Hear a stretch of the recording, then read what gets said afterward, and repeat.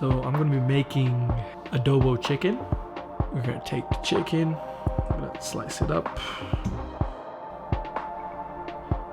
Next up, we're gonna add some black pepper. We're gonna add in the crushed garlic. Cut up the side chilies and just toss them right in there.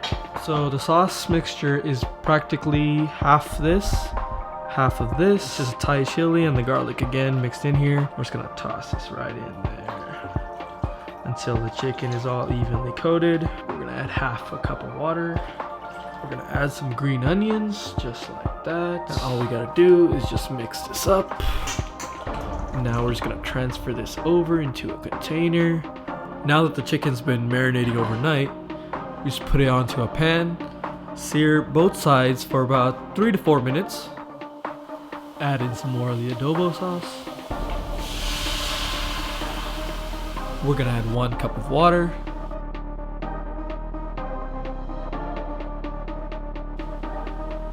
Now we're just gonna cover it up. Now that the chicken has been cooking for 15 minutes, we're just gonna flip all 3 pieces.